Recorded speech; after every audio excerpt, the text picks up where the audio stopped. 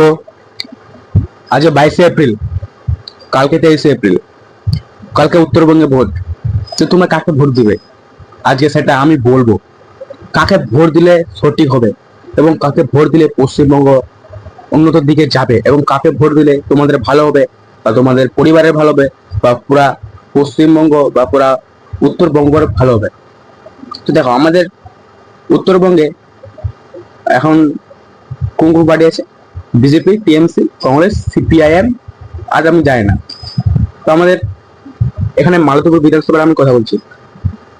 এখানে মালতীপুর বিধানসভায় টিএমসি থেকে দাঁড়িয়েছে আব্দুল রহিম বস্তি এবং বিজেপি থেকে দাঁড়িয়েছে আশিস দাস এবং কংগ্রেস থেকে দাঁড়িয়েছে মোসন বেঞ্জিনুর এবং সিপিআইএম থেকে দাঁড়িয়েছে মেহরুল হোসেন।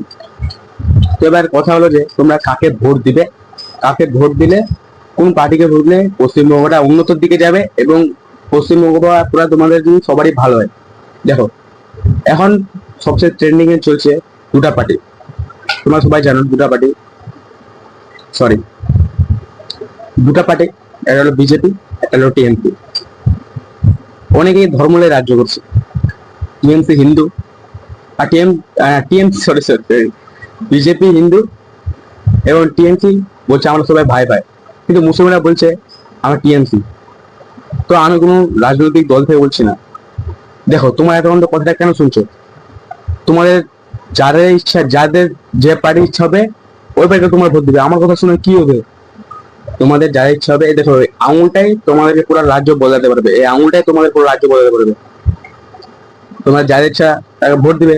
তোমাদের এটাই ভুল এই পুরো পশ্চিমবঙ্গের রাজ্যে, তোমরা মানুষের কথা শুনে বেশি ভোট দাও। ভাই তোমার ইচ্ছা, তোমার কল, তুমি ভাই যাকে ভোট দিবে, তোমাকে যাকে ভালো লাগবে, পশ্চিমবঙ্গ যাকে ভালো হবে, তুমি যাকে ভোট দিবে ভাই। ওগুলো আমার বলে পুরো ফালতু। আর এরকম ভোট দিলে তুমি যদি এরকম তো চলছে, হিন্দু হলে বিজেপি, টিএমসি হলে মুসলিম এবং হিন্দু মুসলিম হলো টিএমসি, কিন্তু সব দলে ভাই চারটা দলে ভাই মানতে হবে যে ভারী ভারী পাল্লা, অনেক জনসংখ্যা। তো আজকের ভিডিওটা এখানে শেষ করছি। কালকে তোমরা ভালো করে ভোট দাও। তো নেক্সট ভিডিও দেখা হবে।